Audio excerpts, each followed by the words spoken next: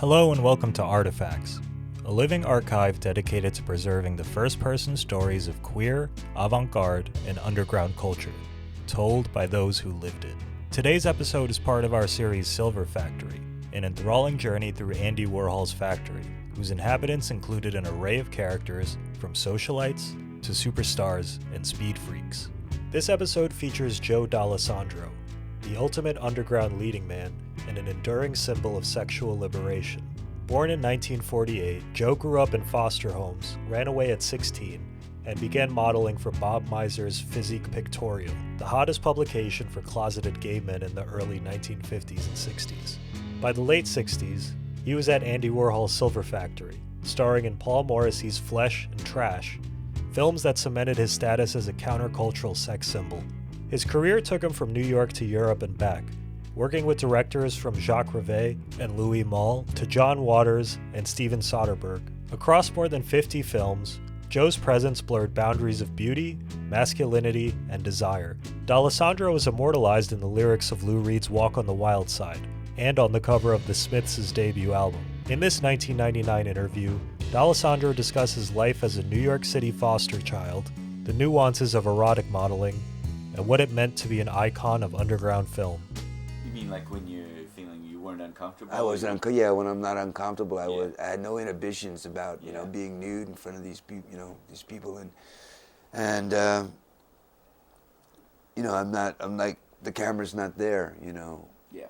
And Had you always felt that way, that lack of inhibition?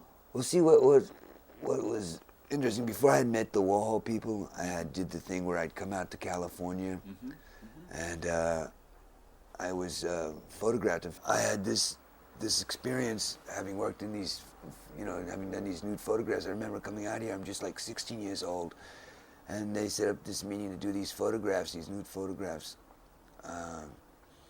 And I thought,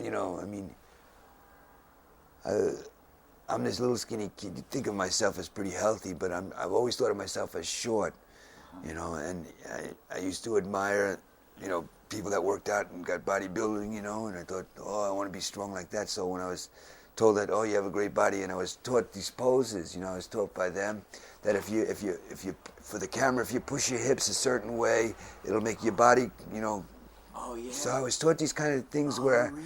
how to make my body look bigger than what it was, which Really? I thought, this is but that was the only time I was ever really taking the time, except a couple of times with Paul, and taught how to work with the camera to make myself look good, And I thought, that's an interesting thing. So I took that with me when I went to work with the Warhol people, having a sense of, the body can look good in certain angles and certain ways of pushing it, So I remember the AMG people feeling like I was learning something about, modeling, like I was doing something a bit more important than just, doing muscle posing. But it made me feel good about the fact that they said, let's rub this body oil, this baby oil on you. It's going to glisten and it's going to make, your muscles shine. I thought, this is pretty cool. And I did this, and then we did a lot of silly things. I put the sailor hat on, So we did silly shit. But that was my experience with that. So I knew from this experience that I had a gay audience, that wanted to see me naked. So when I came into the Warhol people, it was like, I get this. It's just a repeat of this, except the camera's moving, a moving picture. And I was in a period where with the hippie thing, where they were always. I remember every interview I would do, they were always asking me my sexual preference, and I was from a period where, and that's come around again with young people, I noticed, where sexual preference shouldn't be, it shouldn't be important. It shouldn't be who you are by your sexual preference, Yeah. But it was. And so I remember I would steal lines from, like, other people where I remember I would say stupid things like, I wouldn't throw Mick Jagger out of my bed and stuff like that because I don't want to proclaim anything. I want to say I'm a heterosexual, or because I have, I think if a person, sexuality, what I felt back then was that you should be able to like anything that's beautiful. Did you see movies a lot as a kid? Were there actors that you felt connected to? Well, as as a kid, I told you I didn't grow up with my real father. I told you I Right, grew up in right. foster care. But the only thing I was treated kind of specially there with was that I always had trouble sleeping. So I was allowed to, after I mean, I went to bed when everybody went to bed, but I was allowed to get up in the night when everybody was in bed. The parents would go to their bedroom, which was next to ours, and they'd be watching TV, which if I laid down in the hallway, I could see. And I was allowed to do that. And I'd watch TV till the Star Spangled Banner would come on, and then I would shut that off. So I watched the late movie and the Late Show, and then I would shut that TV off and go to bed. And I did that. I was allowed to do that, and I would get up 3 hours, 4 hours later for school. And as long as I got up and didn't complain, I was allowed to do it every night. We'd watch these things, and they keep repeating. Yeah, yeah. And I think, our period that we grew up in, we were more conscious of, hurting people and stuff like that. We would never murder anybody because we saw that if you did something like that, you go to the electric chair. I mean, I remember right. a movie that they said, "Oh, you got to do it for the kids. You got to cry when you're going down to the electric chair." And Exactly. I remember I used to have a recurring nightmare that I murdered somebody, and I told the older foster brother there, that I did this, and that he said, "You have to turn yourself in." And I said, "I'm afraid," and I turned myself in, and I'm going to be electrocuted for this crime, right? But it was like this older brother, nothing was going to happen to him, so it was real easy for him to give me the advice of, turn yourself in.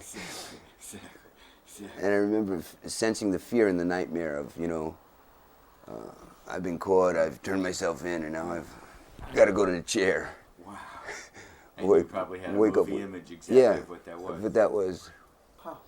Huh. I mean, I remember as a kid there were nights that I slept longer, but most of the time I'd be watching this TV. Amazing. So You saw a lot of movies. all the movies, I saw every movie, because I would, I'd watch them over, and they were real special to me to watch, these movies over and over again. But I didn't, I never thought of it as like I wanted to be an actor. Right. I mean, the foster parent would do things like, "Oh, you should be a dancer," because I think her heroes were like Gene Kelly, those kind of things. Yeah. So she would look at me and want me to be special. Yeah. But I wouldn't want to do anything because the older brother who she had brought me to be his playmate, he would be the tease, like, that's you're a sissy if you do that kind of stuff. So I was always the tough guy. I remember I had a kind of soprano voice, and when I'd go home on my once-a-month visits with my father, he would say, "Oh no, you got to make your voice deeper," and idolizing my father the way I did, I do. So he'd go, "Just do this every, and it will make you." So I ruined a really good, because I joined the choir. I did, things that I liked, but everybody else thought they were funny. But everything I did, I never finished. Like I would join the choir. I think I did one show, but nobody could come to it. In fact, I remember. No, that's a silly story. I got lots of silly stories that pop into my head about like doing things because I wanted to look, better than what I did. I mean, I always was dressed funny. I always had the crew cut. I always thought I looked like a retard or something. I mean, back then that there were motorcycle boots. It was kind of just James Dean. I came in on the period, like my older brother, he was a year and a half or a year and 3/4 older than me, the foster brother. And he came in with, the motorcycle gang thing, and I came in just past that. So I wasn't really a greaser. Yeah. I wasn't kind of in with the hippie thing or the long-haired people. Yeah. And I wasn't in with the motorcycle people, so I was just in a period that was about to change. Actually, that was funny about me. I didn't pick out anybody to, to idolize or anything, I mean, I love the movies as movies. Got it. And as I love the stories. I saw the stories as stories that could be, my life and stuff like that, but not as, I didn't see the images as, that's my, that's how I want to look, or. Exactly. It was a weird upbringing. The only thing, I was only in the one main home, and I don't know if I told you the story of having to go away from there when they had the second miracle baby. I was at 3.5, put into foster care, and by my father. but he wanted me and my brother to stay together. My brother, not having been potty trained, was put in a home in Brooklyn with nuns and stuff, and I was put in one up in Harlem. I was in a Catholic institution there, it was, Angel Guardian Home. But my brother went to this other one, and I went to this one where we were the older boys because we were potty trained. And I remember the first thing I was taught to, say as an actor, the lines I was giving was to say, "Will you be my mommy?" Because we were playing this toy room where they had like a picture window that people could come and look at us playing, and people would walk to that window and kind of admire the kids, I guess. And we were taught to go there and look at, "Will you be my mommy?" Really? And I remember I wasn't there very long because I would have, stayed more. But I was told the story over and over again by the foster family because I don't have no recollection of it. Yeah. That I went to the window and I said, "Will you be my mommy?" Wow. And then what could they say? There weren't other white boys there. And so she wanted to adopt me, and my father wouldn't let me go up for adoption. He wanted, me and my brother to stay together. When it was announced that if they took me, they had to take my brother, they had already, made the decision they had wanted me, so it was like, okay, we'll take. So they took Bobby and me, and so we stayed there a long time. But the reason, she was looking for the child was to be a playmate for her son, so he wouldn't be alone, because she was never to have another child. And Gerard, her firstborn there, was a miracle baby. He was born, and then all of a sudden, the second child that she had was not supposed to come, and it came like 6 or 7 years later. I was like in the second grade, and living there, and I remember we went to her mother's house. Imagine being taken home to a foster family where right next to their property is an amusement park where they have rides and stuff, like a little tiny amusement park. So that's where we lived. We were allowed to go on these rides for free. And I remember they took everything. "We'll hold this until you leave, until you go home." And they probably gave us a little, but it was like, not only I get a booger in my hand and I'm scared to death, and all these, bigger boys are like not welcoming in the sense of, don't be afraid, we'll be your buddy, but be afraid, we're gonna get you. And so I had that stay, and then there was no other stay. I remember that we were always taught when we moved into this house that, we were very special, and that, we would always be treated the same, and that we were loved very much. And then after Michael was born, it was like, we're not the same.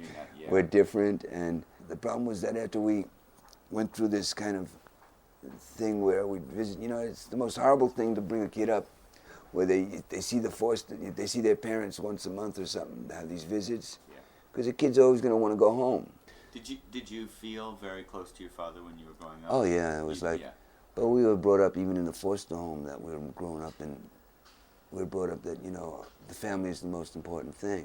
I do remember what affected me a great deal, I guess what would I have been, like 13 or something, when West Side Story came out. That affected me in a bad way for the worse, because I think what happened to me was that I became like this wannabe gang member, the dancing gang member, singing Maria. So that was a silly thing for me, because like I was a tough guy because of having grown up in a healthy environment, in a neighborhood. I remember when I moved back, what I'll call the inner city, back to Queens to finally go home to live with my father and his parents. When I moved there, I went to one of those number schools, PS 172 public school, and it was a junior high school, and it was primarily a Jewish neighborhood that I was living in, but they had busing then, so I had a lot of people coming in from Jamaica and stuff like that. But it was mostly a white school, and so I had these kind of the few Italian boys or the few Spanish boys that had moved into this neighborhood. They were the tough guys of the school. So when I moved in, they all announced themselves as they're the tough guys. And for some reason, I got put into a class of misbehaviors, I guess, because my scholastic level should have been higher than these kids, because where we live, we had higher courses. We had, languages and stuff like that. This school I went to, when I went into it, there were kids there that couldn't read. Wow. So when I walked into the class, the first class I walked into going to the school, after having promised my father, if I come home to live with you, I'll be a great kid. I'll never, do anything bad. And I go into the class for the first day, and I have a substitute teacher in there, and she's signing her name on the blackboard, and now, telling the class who she is. And all of a sudden, these erasers hit the blackboard while she's signing her name, and she almost has like a heart attack because these kids throw the erasers at the blackboard to scare her. And I realized, and just after that, after she gets over her little thing, I have a kid tap me on the shoulder and telling me, I'm the leader of this school. I go, okay, I guess I got to see you, and the next thing I know, I'm kind of fighting the tough guys of the school and proclaiming myself as the new tough guy of the school, Really? the 8th grader. And kind of, I was like, as short as I was, I looked the healthiest. I looked like a kid that had been on the football team, and I was, the wrestling squad. I would tell Paul stories, and I remember when the whole Flesh thing, I didn't finish this point before, let me jump back, is that the difference between the Warhol and the Paul Morrissey movies, and then Paul tells me now that basically all the movies that I did were Paul Morrissey movies, because, Do you feel that's true?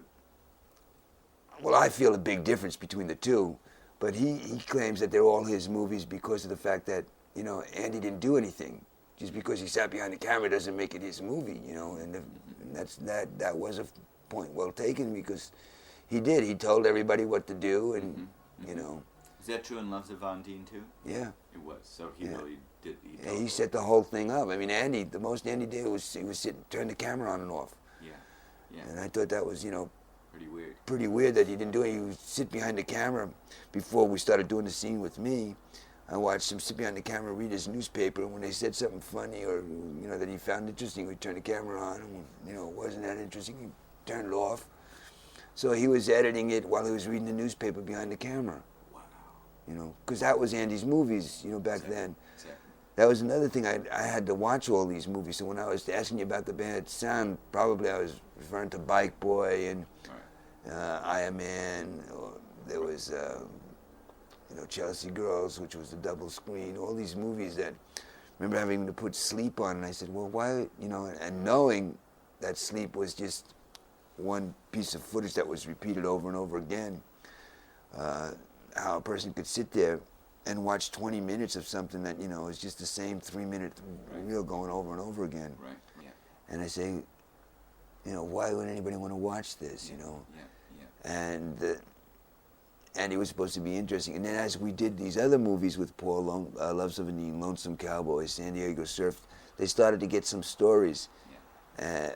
Basically, stories that were meaningless, I mean, I hadn't gotten up to that kind of feel for movies. When I started working with the factory, I didn't look at myself as an actor, and I didn't think of these movies as real movies. I remember trying to explain to you that Exactly. when they came up to me about Did you Loves feel of that Undine, way that more with Lonesome Cowboys, or did it feel the same?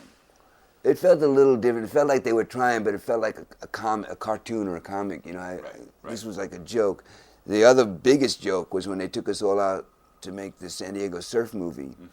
I remember the cowboy movie, I had never ridden or anything like that. I remember the horse almost killed me. They had brought us horses to ride that weren't quite broke yet. Yeah. And so they put me up on one, and I was just supposed to follow instructions, but somehow, like an idiot, I kicked the side of the horse, and it shot off going down and I couldn't get the sucker to stop. And I was just holding on for dear life as it started running. The guy got so mad at me because it was running at Cactus, at stuff. These horses that are not completely broke don't know how to run. With people on, they'll run through anything. They'll run through a fence. So it started running, and this guy had to, trainer had to race after me with his horse to stop it, because I couldn't get it to stop. I'm going, whoa, and every time I go, whoa, it'd go faster. Anyway, so this is what was going on with me with the horse, and then they'd make up these scenes that just seem so silly, like we're going to be brothers. And remember, there was the Louis Walden person who, that was the nice thing about having him in Flesh, that he almost became like a brother type thing with me. Did. I remember. That was the funny thing about working on the movie with Flesh. There's also the other thing that I felt was a big difference between making a Warhol movie and making a Paul Morrissey directed movie. Okay. Now, Paul Morrissey will scream did at me. Lonesome Cowboys feel to you like a Warhol film? That was a Warhol film being directed on the sidelines by Paul Morrissey. It was when we were starting to, Paul was starting to make stories, you know, saying, because I remember the first time he told me this is going to be a movie. I remember I said, this is not a movie, it was a joke. And I said, I always thought of movies as having, you know, a beginning, a middle, and end, a story, you know, Yeah. and this doesn't have anything. This is like, you know, changing the channel on TV or something. Yeah. And so, like, Paul was, you know, kind of knew that it had to have a story, but how do you take a bunch of characters and let whoever can be the more dominating in the film be the star? And Right, that's right. that's the way it was with Loves Loves of Undine with Bridget, Yeah. and then with Lonesome Cowboys it was Viva, and Louis became the other star because the leader, because he could tell all us other guys what to do, having more experience, Right. and being the more loud and boisterous person in the film. Yeah, yeah. I remember the rape scene in Lonesome Cowboys as being frightening to me. I mean, this is, you know, I didn't want to participate in this, Yeah, you know. yeah. It was just fake and stuff, but it was, you know, it was scary because they were, you know, they were having fun being wild and funny, and to me, I didn't, you know, I thought it was scary. And then as I had told Paul stories about my life, with Flesh and stuff, and then with Trash, things that I'd gone through, he would use a flavor of, you know, what the stories I'd tell him, you know, come back to me. Remember, we were improvising the dialogue, but he would give us, he would set up a scene by telling us what he would like us, you know, to talk about, and then we'd go and improvise dialogue around that. And my character always was the character that was being admired and stuff like that, so I didn't do much talking. I just kind of was to react to how people were acting around me. And I was set up as, you know, like, either I was with Flesh, at the beginning of the movie starts off that I'm going out for my wife to go out and get money for her girlfriend's abortion. And so it's the characters I meet along my way. Right, exactly.